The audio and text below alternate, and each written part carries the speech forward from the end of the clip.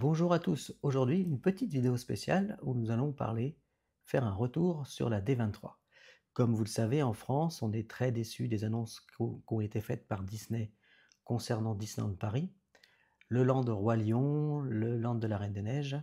On a perdu au passage, malheureusement, Galaxy Edge, même si on le savait, et on nous a confirmé les rumeurs qu'on connaissait depuis plusieurs années, à savoir l'existence du futur Land Roi Lion. Tout ça nous a déçus et ça peut se comprendre. On s'attendait à beaucoup plus d'annonces. Aux États-Unis, notamment à Disney World et en Californie, il y a eu des annonces incroyables, surtout à Disney World, un land Monstres et compagnie, enfin des attractions Cars, un land vilain, enfin j'en passe, un land Avatar en Californie, des annonces de fou, des annonces de folie. Enfin, on aurait tellement aimé avoir les mêmes annonces chez nous. C'était absolument magique. Mais malgré tout ça, le lendemain, l'action de Disney a chuté de manière absolument spectaculaire. Alors, on va développer tout ça. Pourquoi l'action a chuté suite aux annonces de la D23 aux États-Unis? Qu'est-ce qui n'a pas plu aux gens? Puisque vous allez voir, il y a des scandales qui ont découlé de ces annonces de la D23, et pas qu'un seul. On va analyser ce qui a posé problème aux Américains, ce qui ne leur plaît pas dans ces annonces, et vous allez voir, c'est un sujet qui est tout à fait intéressant. La première chose qui a posé problème aux États-Unis, c'est lorsque George Damaro a présenté l'animatronique de Walt Disney. Moi, quand j'ai vu la présentation, franchement, ça m'a fait rêver. Je me suis dit, c'est extraordinaire, c'est ce que je veux. Je veux absolument voir ça chez nous dans notre parc. J'avais envie d'aller à Disney World tout de suite pour aller voir l'animatronique de Watt. Et puis, c'est par cette annonce qu'est arrivé le premier scandale, un scandale qui a fait beaucoup de bruit. La petite fille de Walt, Johanna Miller, a été très choquée par cette annonce et elle l'a fait vraiment comprendre à travers les réseaux sociaux. Elle scandait: s'il vous plaît Disney, par pitié, ne transformez pas mon grand-père en robot. Elle a aussi évoqué sa mère, la fille de Walt, Diane Disney, qui s'était déjà opposée fermement à un tel projet auparavant. La petite fille de Walt a bien laissé comprendre qu'ils ont profité de la mort de sa fille pour pouvoir relancer le projet. Johanna Miller a aussi évoqué le côté glauque de la chose, en insistant sur le fait que de voir son grand-père mort animé artificiellement par un animatronique n'était pas une chose envisageable pour elle. Elle a aussi soumis l'hypothèse que, imaginons que l'animatronique tombe en panne, c'est pas des choses forcément beaux à voir. On a déjà eu le cas de l'animatronique Avatar, on a eu de grands exemples là-dessus, où c'est vrai que quand un animatronique se met à ne plus marcher, ça fait un peu bizarre. Alors, imaginez de voir son grand-père inanimé d'une telle manière, c'est quelque chose de choquant pour elle et de totalement inadmissible. Johanna Miller a d'ailleurs terminé sa publication sur les réseaux par un plaidoyer demandant aux fans de Disney de l'aider dans cette cause. Elle a spécifiquement fait référence à un événement de 2016 lorsque la maison de l'oncle Robert de Walt était sur le point d'être démolie. C'était une maison où Walt a vécu et travaillé notamment sur les films comme Alice pendant un certain temps. Grâce au tollé des fans, il a finalement été déclaré monument historique et culturel. Dans un premier temps, moi j'étais très content, comme je vous l'ai dit au début de cette vidéo, de l'existence de cette animatronique. Et puis en écoutant, en lisant les déclarations de sa petite fille, j'ai un peu changé d'avis et je comprends totalement son sentiment de trahison vis-à-vis des souhaits qu'avait émis sa mère auparavant. Je peux comprendre totalement et mon avis a un peu changé à ce sujet. Mais ce n'est pas l'unique sujet qui a posé problème à Disney, qui a créé des scandales après la D23. Peut-être le plus gros du dossier, c'est Frontierland. On a pu voir dans les concept art qu'ils allaient faire 2 nouvelles attractions Cars, qui ont l'air absolument sublimes d'après les concept art. Ça fait absolument envie. Quand je l'ai vu à la D23, j'étais comme un fou. Je me suis dit: «Ça va être absolument génial». Et puis on n'avait pas fait attention, on s'était pas concentré. Ils en avaient pas parlé d'ailleurs pendant la D23, ils ont bien évité de le préciser, où allaient être construits ces 2 attractions Cars. On pouvait imaginer qu'une nouvelle zone allait être déployée exprès pour ces attractions, comme pour le Land des Vilains en fait, une extension. Mais en fait, il n'en est rien. Moi, j'étais sûr que ça allait être une extension. Et puis, le lendemain, on a plus de détails sur le projet. Ils ne vont pas utiliser une nouvelle zone, ça va pas être un agrandissement. ils vont détruire une partie du parc qui est très connue des fans Disney. En analysant les concept art, tout le monde s'est rendu compte que les futures attractions Cars allaient être construites à la place d'un lieu emblématique à Disney World, c'est-à-dire les rivières d'Amérique et l'île de Tom Sawyer. Ça allait être détruit. Ce fut alors un choc énorme pour la communauté des fans Disney. Même moi, je suis choqué, car cette partie du parc, qui est absolument sublime, qu'on retrouve d'ailleurs à Disneyland Paris, on va switcher, on va se téléporter à Disneyland Paris et je vais vous expliquer en fait ce qui se passe. On se téléporte sur le parc pour vous faire voir la problématique. Donc vous connaissez tous cet endroit à Disneyland Paris, c'est pour l'embarcation du fameux bateau, le Molly Brand. Voilà, on y est. Et bien tout ce qu'il y a derrière, le lac, tout ça, alors c'est beaucoup plus grand à Disney World, hein, bien sûr, hein, comme on peut le voir sur les plans. Tout ça, fini. On supprime le bateau, on supprime le lac pour mettre l'attraction Cars. Donc c'est sûr que ça fait un petit peu scandale du coup. Et c'est compréhensible. Moi, je trouve ça très très choquant. Mais bon. Donc, comme vous l'avez vu, comme vous l'avez compris, imaginez la destruction du lac autour de BTM. Donc, on va regarder, je vais ouvrir le plan, comment est fait les Landes actuellement et ce qui va être détruit concrètement. Vous allez bien comprendre. Alors, on va aller à Magic Kingdom. Donc, Magic Kingdom se trouve ici. Donc, voilà, vous avez la place centrale, l'équivalent de Central Plaza chez nous. Vous avez le château. Et ici, donc, vous arrivez sur la gauche à ce qui est actuellement Frontierland. Donc ici, c'est l'endroit où on prend le bateau, hein, le Mark Twain, qui fait le tour du lac. Et ici, vous avez BTM, etc. Ensuite, par ici sera construit le Land des Vilains, a priori, juste derrière BTM.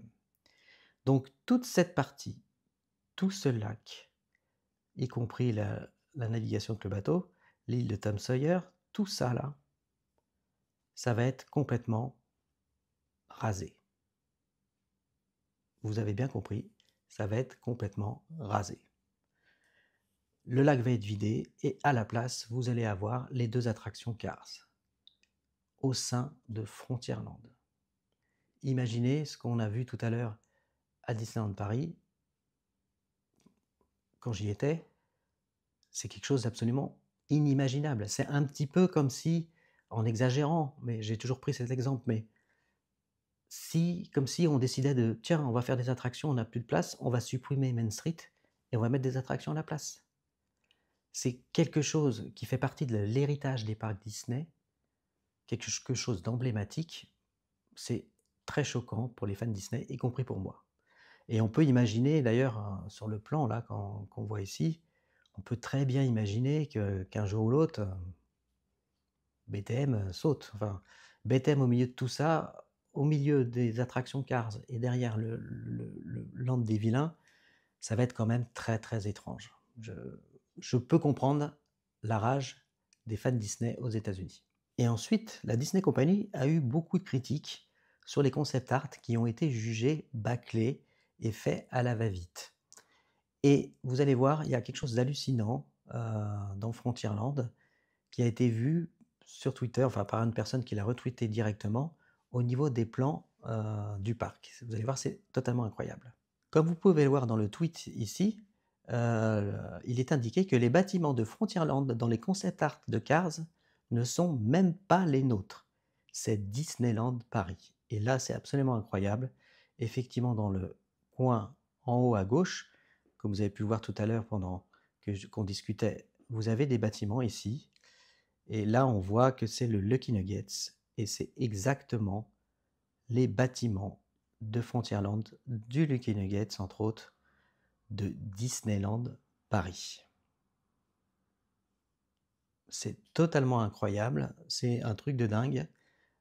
Quand les gens se sont aperçus de ça, ils ont dit: «Mais c'est quoi ce délire?» C'est le soir même de la D23, ils nous font un concept art avec des copier-coller de bâtiments d'autres parcs. Donc ça a déçu beaucoup de monde et surpris beaucoup de monde en plus de ça, en plus du choc de l'annonce d'une suppression d'une zone si importante dans le cœur des fans Disney du monde entier, j'ai envie de dire, pas que des Américains, parce que même moi, ça me choque. C'était comme absolument, ça a eu un impact énorme. Pour continuer sur les concept art, Bob Iger avait déjà annoncé une extension, un nouveau land Avatar en Californie, à Anaheim. Mais là, les concept art posent problème aussi. Car comme ça a été présenté depuis longtemps, on a déjà vu ces concept art qui sont absolument sublimes, on laisse présager un land absolument divin, avec une grande ampleur, absolument magnifique, du moins aussi beau que celui du Magic Kingdom. C'est ce qu'on a, c'est ce qu'on ressent quand on voit les concept art. Mais la réalité n'a pas l'air d'être ça du tout. Donc là, vous voyez, c'est un plan du concept art. Donc on voit ici un grand espace qui a l'air absolument sublime, qui rappelle effectivement les décors d'Avatar, le deuxième volet.